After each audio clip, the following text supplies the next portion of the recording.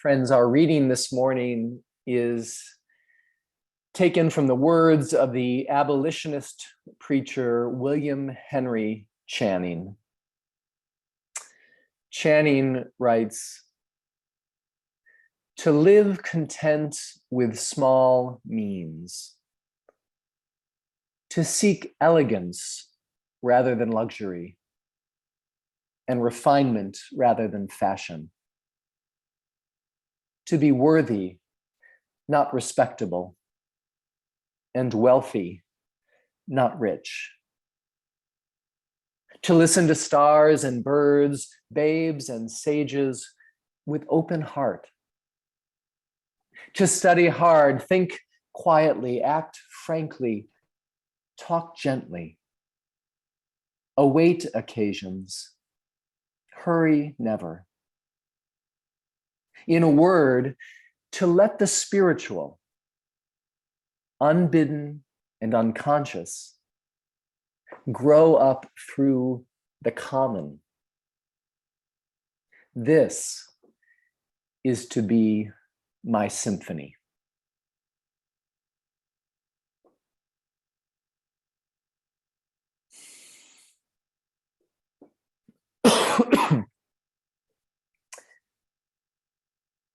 For nearly 30 years, until his untimely death from cancer in 2009, the Reverend Dr. Forrest Church was minister of one of the largest Unitarian churches in the country, All Souls Church in Manhattan. When Forrest began his ministry at the age of 29, membership at All Souls had dwindled to about 100 people. Over the course of his ministry, it grew to more than 1,000. In addition to being a pastor and preacher, Forrest was a prolific writer, authoring more than 20 books of history, theology, and spiritual wisdom. I first met Forrest soon after I began my ministry at All Souls in Washington. I'll always be grateful for how he reached out to me early in my ministry to offer support and encouragement. How he'd visit me when he came to DC or have me to lunch when I was in New York.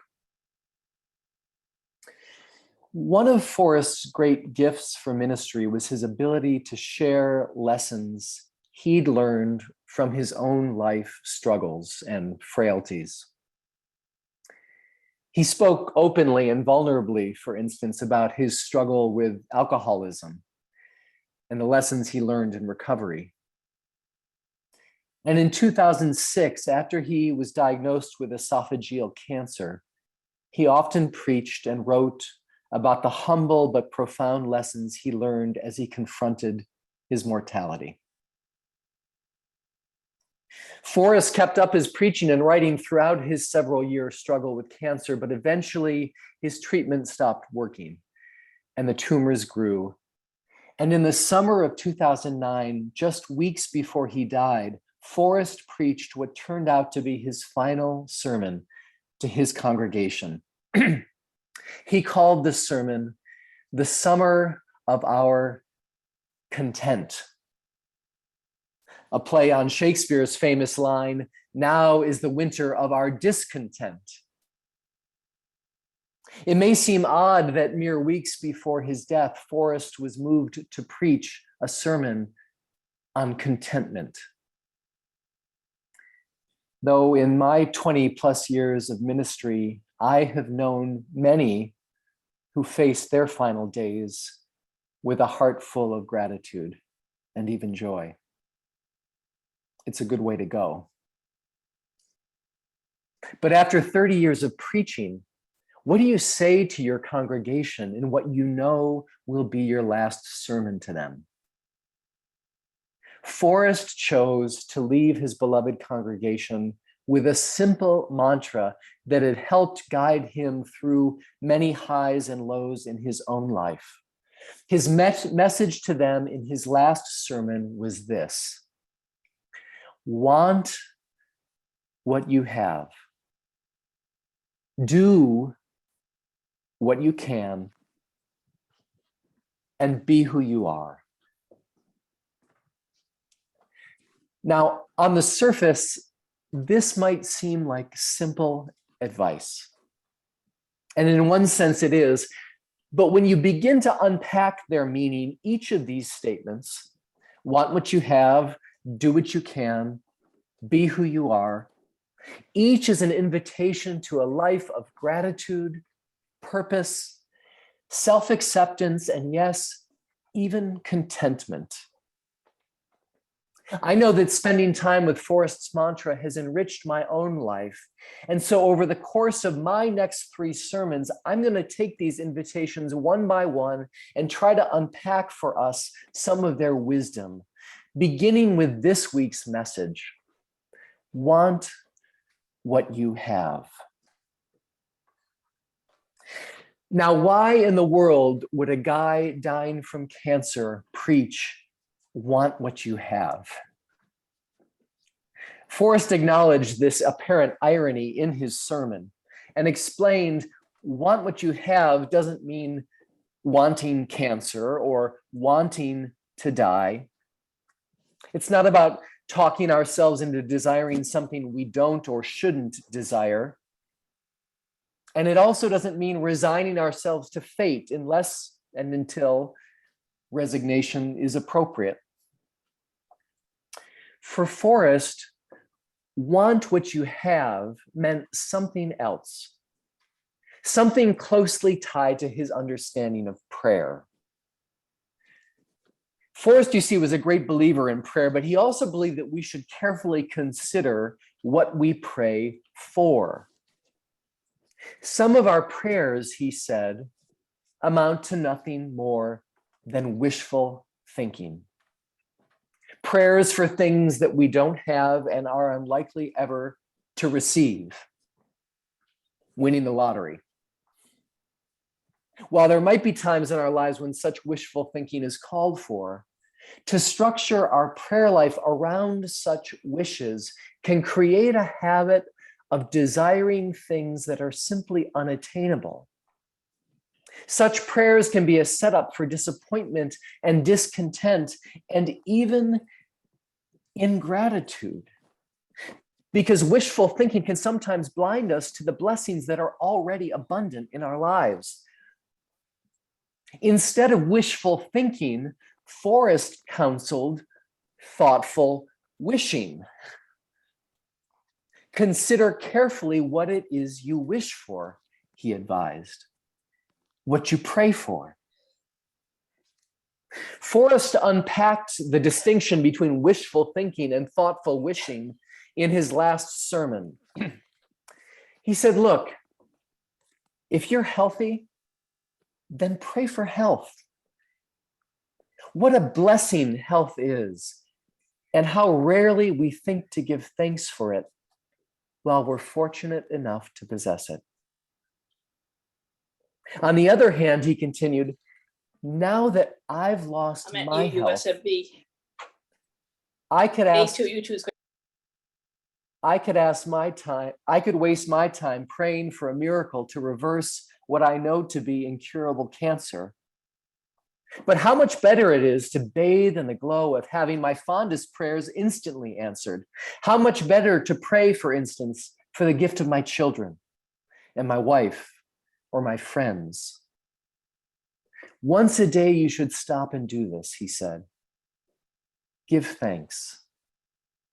And as for your problems, you might remember to pray for the sympathy of those who are concerned about your plight. To pray for the love and care of everyone who loves and cares for you. What could be finer, or what prayer more welcomely answered? Pray for what you have, Church said, and your prayers will always be answered. Now, if that sounds like a tautology, it's because it is, but it's also more than that. Because when we pray for what we have, desire what we have, want what we already have, what we're doing is cultivating a habit of gratitude for the blessings of our lives. Count your blessings, Church told his congregation as he lay dying. Want what you have. Now, I wonder if we can apply this teaching in our own lives. We all struggle with challenges. Perhaps, like Forrest, we face illness, declining health, or a daunting prognosis. Or maybe we're struggling with a relationship at work or at home. Or we're sick with worry about someone we love. In the context of the struggles of our own lives, where might that distinction lie between wishful thinking and thoughtful wishing? What prayers of ours are already answered? What others could be if we thought to ask for them? And how might we, even in the face of struggle and hardship, find regular opportunities to count the blessings of our lives? Want what you have. Have you ever considered how much time you spend desiring what you don't have? And have you ever considered how much suffering this can cause in our lives? Consider the time we spend absorbing corporate advertising, whose sole purpose is to create in us a desire for something we don't already have. Or consider the time we spend on social media, giving our precious attention to the perfect lives that others often portray on Instagram or Facebook. These are just two examples of the pernicious ways that our attention and desire are manipulated to focus on what we don't have. We become jealous of what we perceive as the blessing of others' lives, covetous of things we don't and can never possess. All of it can create a kind of grass is always greener mentality that discounts and distracts us from the many real blessings of our own lives. Buddhists use the Pali word tana to describe the spiritual trap that I'm talking about. Tana is often translated into English as desire, but it literally means thirst. Our desire can become an unquenchable thirst. This thirst, this craving, Buddhism teaches, is a cause of our suffering.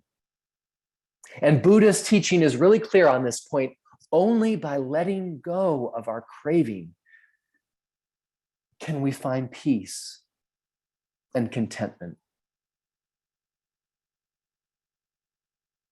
This ancient Buddhist teaching appears to have the weight of social science behind it too. Study after study has shown that the correlation between happiness and material possession follows a bell curve. On one end, poverty and financial hardship, unsurprisingly, can cause low levels of happiness. As income grows, so too does happiness, but only to a point. The point at which people's basic needs are met. And then as income continues to rise, happiness declines again. These studies corroborate something the Roman philosopher Seneca observed over 2,000 years ago. He said, it's not the person who has too little, but the person who craves more that is poor. It's not the person who has too little, but the person who craves more that is poor. Want what you have.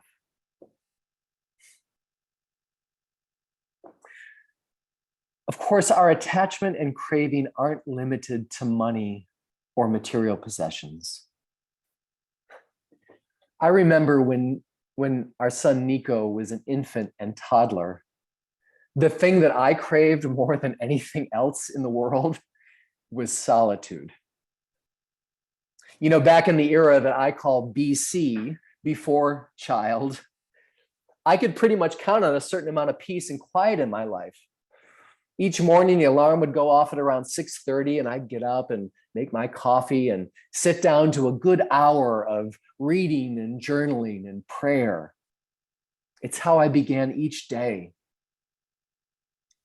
Now my son is my alarm clock. And from the moment that clock goes off, there's very little time for me. My craving for solitude only got stronger during the pandemic when, I was just blessed to see my beautiful husband and son every moment of every day for a year and a half straight. So I've tried to build solitude back into my life by visiting a little retreat center not too far from my home here in DC. A few months back, I went there on a beautiful fall day, and from the porch of the retreat lodge, I looked out over a peaceful golden meadow toward a forest that was just beginning to turn red and orange. I read on the porch, I journaled by the fireplace. I walked silently beside a still pond. It was heaven. But then it wasn't. Because just as I began to really savor the solitude I'd so longed for, I started to crave even more of it, friends. I found myself anxiously rehearsing scenarios whereby I could come more often, stay for longer, cancel my appointments, and spend the night. Before I knew it, my contentment had soured into a nagging dissatisfaction. I was miserable with craving. Isn't that crazy? But that's how craving works.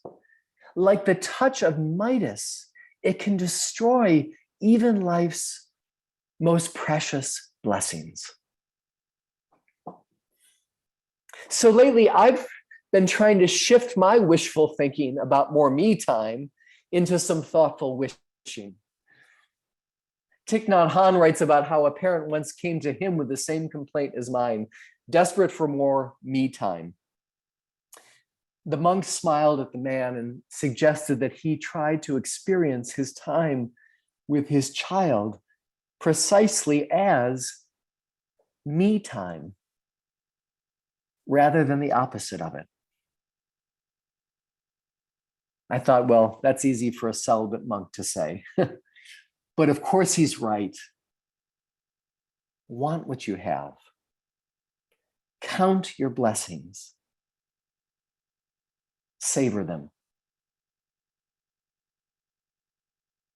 I want to close my message this morning by coming back to the words of author and activist Alice Walker, the words with which we began our service today. Walker writes, "This could be our revolution, to love what is plentiful as much as what is scarce." In our economy of a commodity exchange, value accrues to that which is scarce. The rarer the commodity, the more precious it becomes. Gold, silver, COVID home test kits, land on Martha's Vineyard. In such an economy, the things which are plentiful are undervalued and often unappreciated. The air that we breathe, the sun that touches our face, the sky that shelters us, the love that we share. What if we decided to love these things as much as we love the things that are scarce? What if we decided to want the things we already have? It seems to me that there'd be a lot of riches to go around. And that not only would we suffer less, I think we'd be more free. Free from all the ways that the market seeks to control our attention and desire and impose its value system on our lives, our bodies, and our communities. Who knows? Maybe it could be a revolution. So be free. Suffer less. Want what you have. Amen. Friends, let's join together in a moment of silent meditation.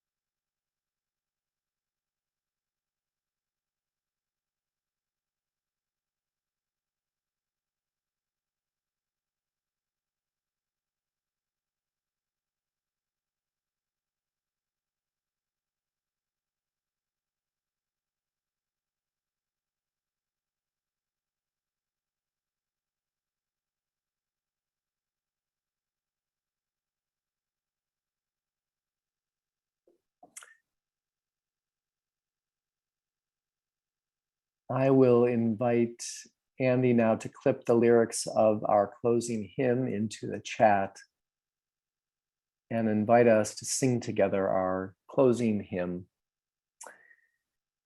'Tis a gift to be simple.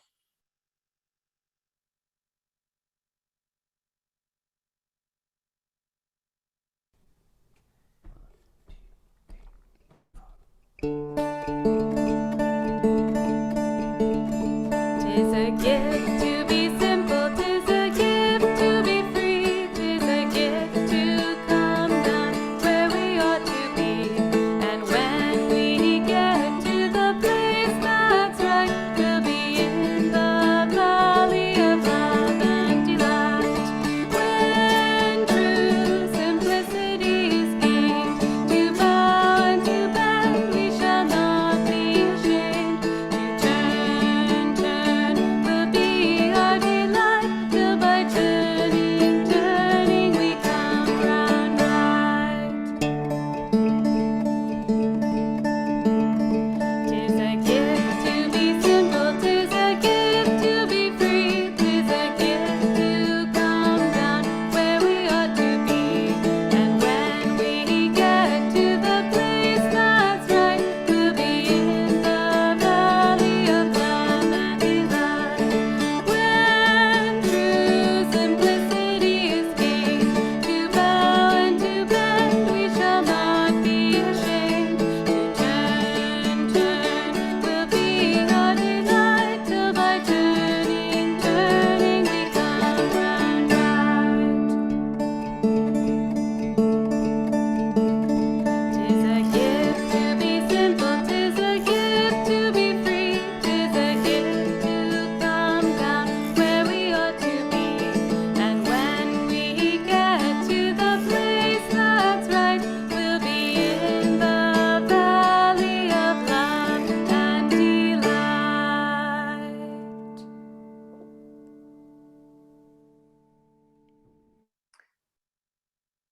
Friends, want what you have.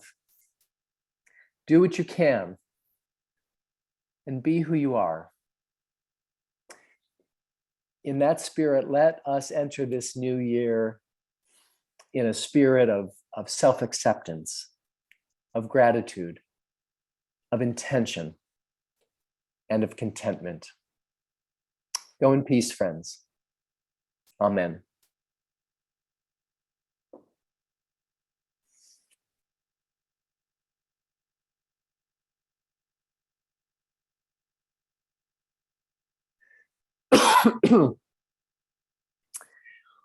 Well,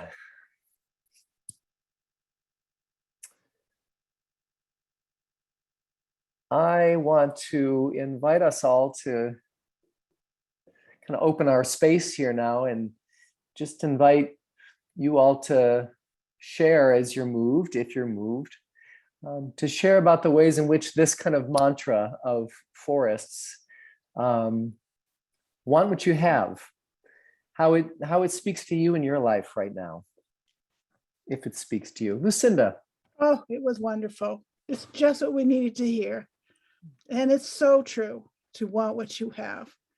And because it's a blessing. And I just, tell me Forrest's last name again. His last name is Church. Church. He was the son, Forrest was the son of the late Senator Frank Church from Idaho, who ran for president, Democratic nomination for president in 1976. So, yeah. Well, it was a wonderful message and so needed. I mean, we should be blessed and be thankful for what we have. And, it's the greed that creates so many problems. But thank you. It was a beautiful sermon. I really appreciated it. Thanks, Lucinda, for sharing. Who else would like? Peter, yeah. So I love the words of the abolitionist, but it's a poem, or I'm not sure what it was, but I'm wondering if you can send that out to us in some way. I will, Peter. I'll try to clip it and put it in the chat. I think it's a beautiful reading. Yeah. Yes, It's also in the back of our hymnal, by the way, but I will clip it and put it in the chat right now. Thank you. All right, good.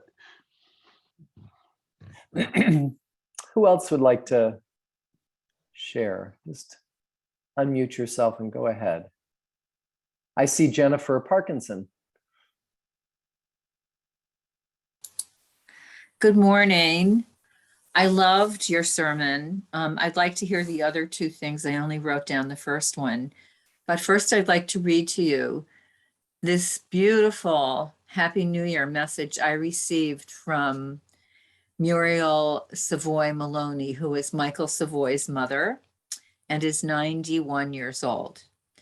She said to me, "Happy New Year. Hope it is a happy and healthy one for you. Times are not easy, but I count my blessings and pray that this virus will be on its way out." So she always, whenever I talk to her and see her, whenever I get a card from her, she always, as long as I've known her, which is 25 years now, she always focuses on what's positive and good in her life, and that's what she does. So I just wanted to share blessings for Muriel. What were the others? You're welcome. Yeah. What were the other two? It's want what you have. Yeah. Do what you can. Oh, right. And be who you are. And Jennifer, those other two are going to be the subject of my next two sermons. So I'm doing a 3-sermon series, one on each of those 3 invitations. Yeah, thanks. Well, then I won't forget them. Thank you so much, and happy New Year to you and your family. Thanks, Jennifer. Dory. I think that I loved your sermon this morning, and I think that those of us who do want what we have are much happier during this pandemic, because we can be happy with what we have and be blessed with what we have, and not be filled with desires for things we can't have right now. But thank you for reminding us of that. Thanks, Dory. Yeah. Jim. I enjoyed your sermon. Can you hear me okay? Yep. Yes. I like some of the quotes from Alice Walker, who was an activist.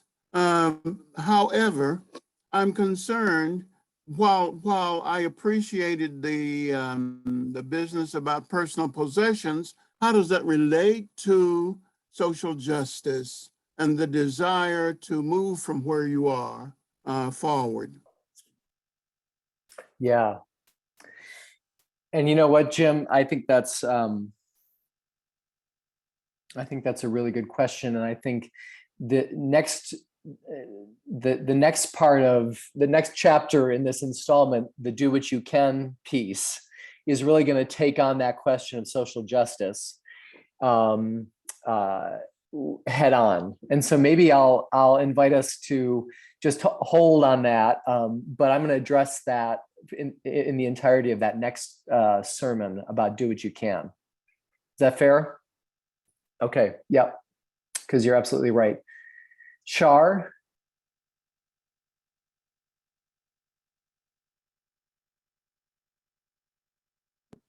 Good Left to morning. unmute, Char. Yes, I found this sermon very inspirational, very grounding, very much so. I have a question that maybe my question asks that you go further in a particular area of what you mentioned when you talked about thoughtful wishing and being thankful for what we do have, and then named examples like children and health and good friends and things like that. Then you started at one point saying, what if what we're facing, what we have is serious illness or difficult relationships or worry for a loved one who suffers and things like that. It's hard to be thankful for those things. And I guess I would just like to hear more about how thoughtful wishing plays into those difficulties. Yeah. So Forrest's advice isn't to be grateful for, wasn't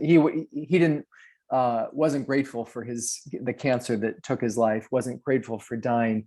But what he meant by thoughtful wishing is, in the circumstances that we find ourselves, what can we be thankful for? And what desires might we have that in those difficult contexts that may be attainable, that aren't wishful thinking, and that thoughtful wishing might help us focus our hearts and desires on something we need in those moments, the support we need, the care we need, which is attainable. So that's kind of, and I think we all have to decide where that line is. That's why I posed that as a question to you all, rather than being all prescriptive about it, because I think that line between wishful thinking and thoughtful wishing is going to be different for all of us. And also, I think there's times when wishful thinking is called for too. I'm not going to, personally, I think, so I appreciate your question, Shar. I hope that addresses it a little bit. That does help give a little bit different, shed a little bit different light on it. And I do love the phrase thoughtful wishing. Yeah, it's a nice way to think. Yeah, I just want to put it up somewhere and remind myself about thoughtful wishing. Thanks. I think it's an interesting way for Unitarians to think about prayer. Sometimes Unitarians have a complicated relationship to prayer, right? And I think part of, Forrest's framing there seeks to kind of address particularly some Unitarian concerns around prayer and what its function is in our lives. So, yeah. Thank you. Thanks. Let's see, who else has their hand up?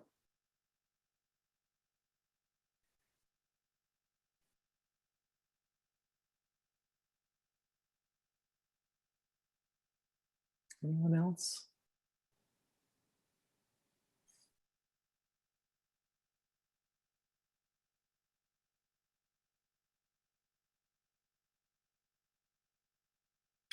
Judy. Just unmute yourself, Judy. Thank you. I want to echo the many people who expressed gratitude for your sermon this morning. It was a really important way to start a new year, I think, after the difficult year that we've all had, a couple of years. And it reminds me that the whole concept of thoughtful wishing reminds me of gratitude. It's very similar to just being grateful for the things that are there. And years ago, I used to set resolutions every New Year's, and it was a big deal. And I would write them down and keep them from year to year and go back and look at them and so forth. And sometimes I got some of them done, and lots of times I didn't, and it was a source of feeling like I had failed or something. But then I dropped doing that for a few years, and I thought maybe I would start it this year. But I think rather than doing that again, I want to start a gratitude journal instead, and putting down my thoughtful wishes for what it is that I'm grateful for in my life, because there's so much I'm grateful for. I'm thankful that you kind of put me on that track this morning, and I will start that today. Thanks, Judy.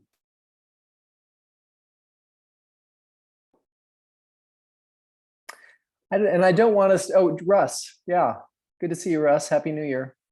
Thank you. I was thinking in terms of, this was a fairly difficult holiday weekend for me for a lot of different reasons, because of trying to put family together, not because of COVID, but because of interpersonal relationships and a lot of dysfunction.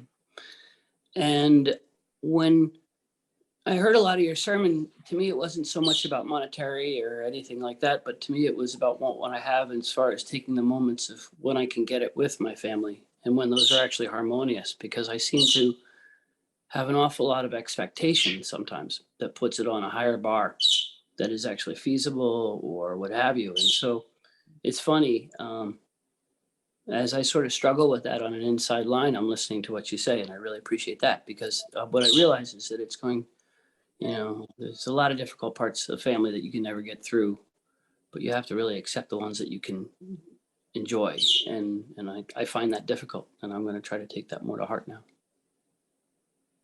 Thanks, Russ. I appreciate that. Doreen and Peter. We'll do Doreen first and then Peter. There we go. Can you hear me now? Yes. Thank you. I was blown away by your sermon today. It hit me hard because I've been very fortunate in my life to have had bad times, but mostly good times, materially. Being able to travel, do all kinds of wonderful things. And I adore my house. It has so many memories from when my kids were young and growing up here. So when I was stricken at the beginning of the supper, I said to my children, I do not want to have to go to a nursing home. I want to stay in my house. And they made it possible. But there was a downside. And the downside was the loss of my independence. And you have helped me accept with gratitude what I do have now, rather than wanting more and more independence, freedom to do what I want rather than what is possible. So I thank you. And a happy new year to everybody. Thank you, Doreen. Thank you. Peter? I wanted to think about valuing what we have, not so much as from a personal standpoint, but as a congregational standpoint. And here we got this little church on Main Street, and uncertainty about who's going to be our minister going into the future, a membership that's aging, all these little problems. On the other hand, you can look at it as a blessing. We don't have a lot of property that we have to take care of.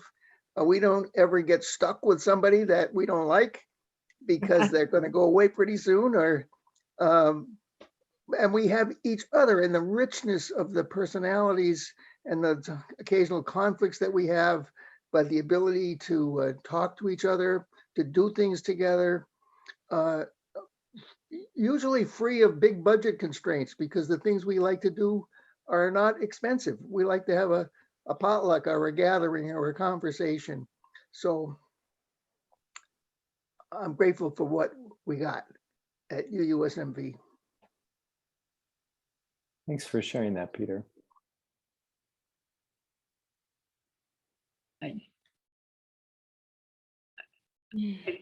I learned, well, I wrote down a lot of little notes as you spoke, because those three statements, want what you have, do what you can, and be who you are statements that I've thought about in different ways, not exactly as precise as that, for years. And when I first moved here to the Vineyard, I met some Indigenous people, David and Saskia Vanderhoop, who I never had thought about before, thanking my ancestors, even though I was always very grateful for my set of I had all my grandparents. I was very fortunate. And my father's parents especially were very influential in my life. I spent a long time with them. They were farmers. I learned a lot, but I never thought about thanking them, or being within myself even grateful.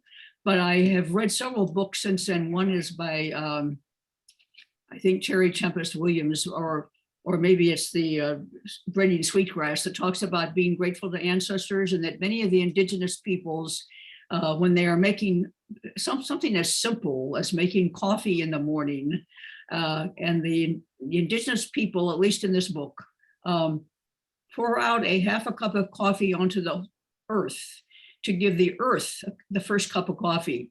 And since coffee is important to me in the morning, I don't go out my apartment door and pour it on my poor neighbors, but I do think that way. And I think just thinking that way, and therefore feeling that way, more importantly than even the thinking, has changed the way I get up in the morning and the way I feel about the day.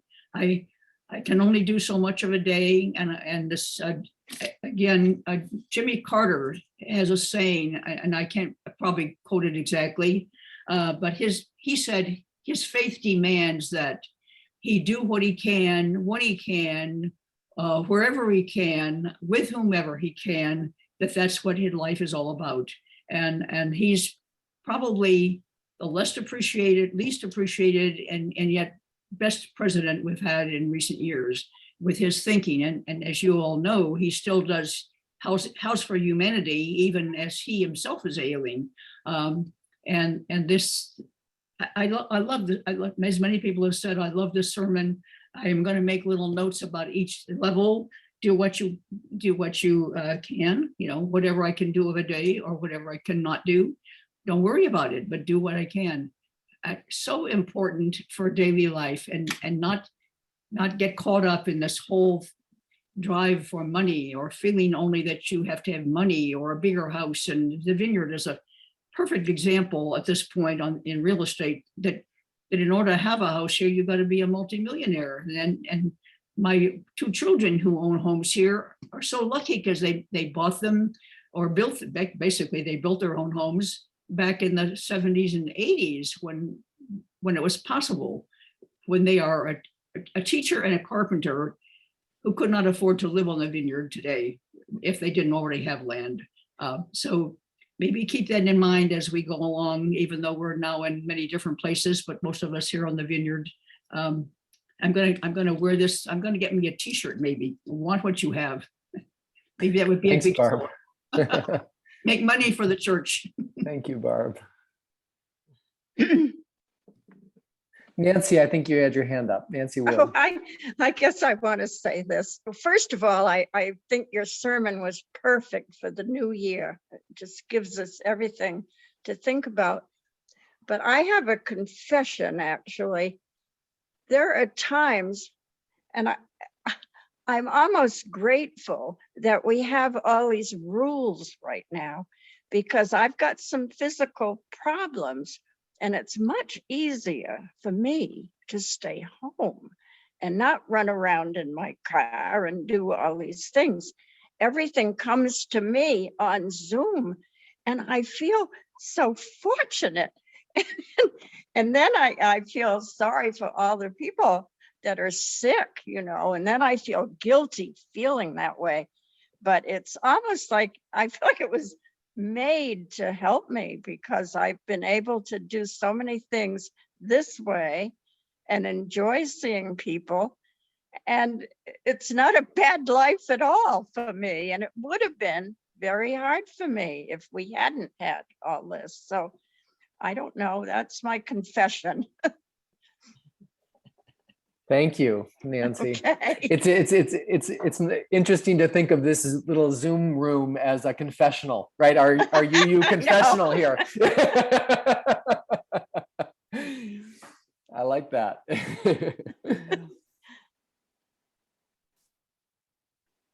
Catherine. Just unmute yourself, Catherine. I can't hear you yet. There you go. Yeah. I too want to thank you for your sermon. And I think it's wonderful to be reminded to think about all the things that we do have, that we are fortunate, no matter where we are in our stages of health. There are still things that we are fortunate, either experiences that we've had, friends, people, how we've operated in our lives. Those are all things that are good to be reminded about. Thank you. You're welcome. Let's see. Doreen. You're already unmuted, I think. I So, am, thank you. yeah, yeah. I would just like to reinforce what Nancy just said, because to me, it is a blessing, and I really appreciated it, and so does she, the fact that we're confined to our homes pretty well, but my home offers me so much. I'm always under stress because there's so many things I can be doing. I can be Zooming, I can be reading, I can be participating in discussion groups. I have never had such an enriched life inside my home as I am capable of enjoying today. So, although being somewhat stranded, it has opened up incredible vistas of knowledge, of exchanges with friends, texting people, discussing all kinds of stuff. I am relieved, frankly, in many ways, because of age and everything else, that I am able to live such a wonderful, peaceful, extended life of gleaning knowledge from all kinds of sources. Thanks, Doreen. Sue, you've got your hand up, and maybe we'll give you the last word. Thanks. It's wonderful to hear, to think about what we do have. And I have to say I'm identifying with Russ a little bit, because I had my family, I was together with them for 10 days. So that's a pretty intense experience for all of us. And I'm used to being alone, and I have sometime with them, sometimes here. One of the things, though, that something came up, it's a little like commercialism, but we have a big win-lose thing in our family. We play a lot of games, and we have two very competitive people. I take some credit for creating that problem, but I tried to get older and wiser and say it's how just playing the game, but that hasn't come through. So there were some issues, and I was really troubled by it. And I was trying to think, how do I not say anything negative, stir the negativity? And I came to this conclusion, which really resonates with me, Rob, about the gratefulness, because I said, okay, I really pondered on this for 3 days. How can I say the right thing to all the people? They were captured in my car because I had to take them to the boat. So they had nothing. I was in control finally for 3 minutes. And so I took it and I said, I'm going to give each of you a grateful message. I'm going to tell each of you what I was grateful for this past holiday. So I named something really specific, but different than anything they would be used to hearing. And then I said, and then I made a little allusion to, well, sometimes things weren't perfect. And so one of the persons said, oh, say that, say that. And I refused to bite. You know, you're not fishing, and you're fishing in the wrong pond. And I waited and I said something really special to each one of them. That was it. And, you know, it was transformative for me. It's just because I want to transform that energy, the win-lose energy, and I'm better than you, and one up, and there's only one who can win, which is kind of the commercial thing that I struggle with. So it was a gift to me. And I want to say, you know, it took me 3 days to get there. You know, it's worth it. And anyway, and I'm feeling happier. They went off feeling happy for the moment. So thanks a lot.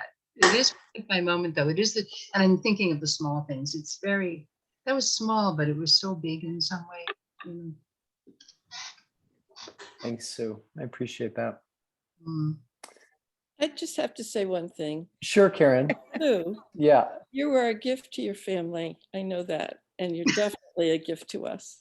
Oh, thank you. Thank you, Karen. I appreciate it. Happy New Year. Thank you for that. Thank you, you too. Well, you're a gift too, obviously. Sorry, I know. I was going to say to Sue as well that, you know, that one of Sue's great gifts is the way that you have of naming the gifts of others and vocalizing them. And that is a real gift that you have. So thanks for saying that, Karen. Okay, friends. We will see you all soon. Happy New Year. Happy New Stay Year. safe. Stay safe. Happy New Year, everybody. Keep recovering well, Rob. Thank you.